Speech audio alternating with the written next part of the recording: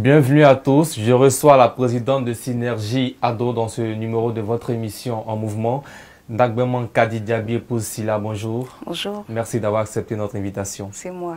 Vous avez milité au sein du SJR jusqu'à la transformation du RHDP en parti politique en 2018. Vous êtes aujourd'hui secrétaire national chargé de la mobilisation des jeunes filles, membre du Conseil national et du bureau politique de votre parti, le RHDP.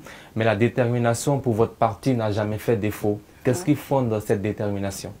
Je vous remercie. Déjà, avant tout propos, je tiens à souhaiter lever le meilleur à tous nos militants, toute la population ivoirienne, en particulier au premier homme de la Côte d'Ivoire, son Excellence Alassane Ouattara. Notre détermination n'a jamais fait défaut parce que nous savons que nous étions sur les traces de la vérité. Nous savons que nous étions sur les traces de l'égalité, de la justice et du travail bien fait. Et puis déjà pour rebondir sur ce que vous avez dit tout à l'heure, j'ai d'abord commencé aux Amazones, à Yopougon, avant de militer au RJR. Donc pour vous dire que nous avons suivi à peu près toutes les étapes du comité de base à la section jusqu'au bureau national du RJR, à sa tête le président Karamoko Yayoro. Nous avons sans faille milité pour la victoire du président de la République parce que pour nous, c'était un exemple de paix, de justice, d'égalité. Et aujourd'hui, vu la transformation de la Côte d'Ivoire, nous nous rendons compte que nous n'avons pas eu tort. Aujourd'hui, votre mouvement Synergie Ado compte combien de membres? Nous représentons un peu plus de 15 000 membres sur l'étendue du territoire national à travers 18 sections. Votre mouvement a été créé en 2018. À ce jour, quelles sont les grandes actions que vous avez menées? Waouh, dire ainsi les grandes actions que nous avons menées, nous ne pouvons pas tous les citer ici. Déjà, nous avons contribué d'une façon massive à la constitution du RHDP, parce que depuis 2018, juin 2018, date de création de notre mouvement, nous avons participé à l'enrôlement des nouveaux majeurs à travers la révision de la liste électorale, et ce qui a suivi de différents meetings organisés dans différents quartiers, dans différentes communes du district d'Abidjan. À côté de cela, nous avons mené des actions de mobilisation, d'information et de sensibilisation pour la constitution même du RHDP, ce qui nous a permis d'avoir des invités de renom tels que certains ministres de l'État de Côte d'Ivoire, que nous saluons au passage. Nous avons aussi mené des actions dans le cadre de la formation, de l'autonomisation de la femme. Nous avons mené la première action, notre première édition de la Journée de la femme en mars 2019, qui nous a permis de regrouper des milliers de femmes à Yopougon, Trois-Rouges, qui n'est pas un fief du RDR, comme on le dit, du RHDP, mais nous avons réussi à mobiliser là-bas. Pour vous dire qu'aujourd'hui, Synergie Ado, même à travers nos actions, touche toutes les couches de la population, touche toutes les ethnies de Côte d'Ivoire. Et c'est ce qui nous a permis de continuer dans le cadre de la sensibilisation. Nous avons mené des actions aussi à l'intérieur du pays, pas seulement dans le district d'Abidjan, pour parler toujours de paix, de cohésion sociale et de vivre ensemble. Dans vos propos, vous avez évoqué la question de l'autonomisation des femmes. Oui. Aujourd'hui, c'est un pilier essentiel de votre mouvement. Quel bilan dressez-vous de vos différentes actions en faveur des femmes? Nous dressons un bilan très favorable.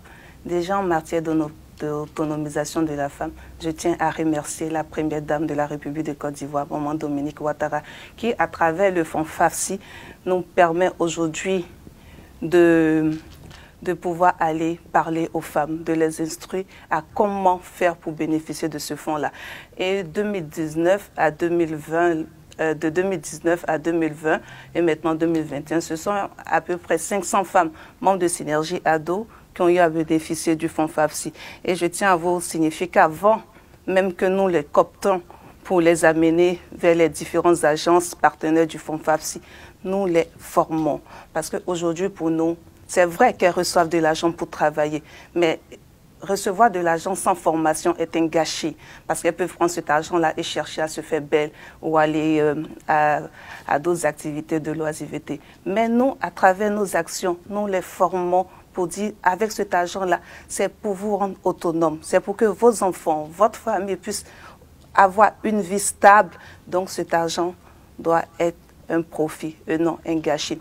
Donc nous avons plus de 500 000 femmes qui ont bénéficié de ce fonds et les autres sont en formation. Votre mouvement créé en 2018, vous avez mené de nombreuses actions en 2019 et 2020, oui. Mais quelles sont les actions qui seront posées par Synergie Ado en 2021?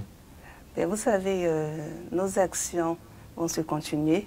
Déjà, nous sommes bientôt dans les élections législatives, donc nous allons repartir sur le terrain pour que notre parti puisse conserver sa majorité à l'Assemblée nationale, pour permettre à notre président de la République, son Excellence Alassane Ouattara, de mener à bien ses projets de développement. Donc, à partir de ce mois de janvier-là, nous retenons sur le terrain, dans différents districts d'Abidjan, dans différentes communes de l'intérieur du pays, aller parler encore à nos populations de bien fondé de voter pour le candidat RHDP de ces circonscriptions-là. Êtes-vous candidate aux élections législatives de 2020? Non, je ne suis pas candidate. Et quel rôle vous allez jouer concrètement pour ces élections législatives? Le rôle que nous allons jouer sera un rôle déterminant pour la victoire de nos candidats. Alors, comment Synergie Ado compte participer à l'exécution du projet des sociétés d'Alassane Ouattara en faveur des femmes? Vous savez, déjà le président, nous tenons à lui dire merci parce qu'il y a beaucoup d'actions qui ont été menées en faveur des femmes. Aujourd'hui, nous luttons pour que les 30% de quotas soient respectés dans toutes nos institutions. Je pense que là, même pour les élections législatives, le président a fait la passe aux femmes pour dire allez-y sur les terrains, soyez candidates, vous aurez toute ma caution. Et ce qui est en train d'être fait, nous avons beaucoup de femmes qui seront candidates dans différentes circonscriptions. Comment Synergie Ado compte participer à l'exécution du projet de société d'Alassane Ouattara en faveur des femmes? À travers la formation. Parce que pour nous, un individu bien formé est un gage de paix, de cohésion sociale. Et on sait tous qu'une femme, former une femme, c'est former une nation. Et former un homme, c'est former un individu. Donc nous allons travailler à la formation de la femme, à l'autonomisation de la femme et de la jeune fille. Nous avons des campagnes qui seront sur le terrain à partir du mois de mars dans différents établissements, aller échanger avec les jeunes filles à l'entrepreneuriat. Parce qu'aujourd'hui, l'administration ivoirienne ne peut pas employer toutes celles qui sortent de l'école.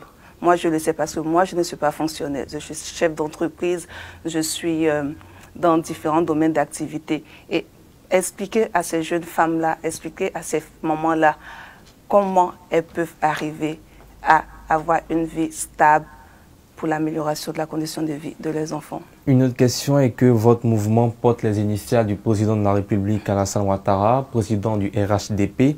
Est-ce que vous allez continuer d'exister après le mandat présidentiel d'Alassane Ouattara ou les mandats?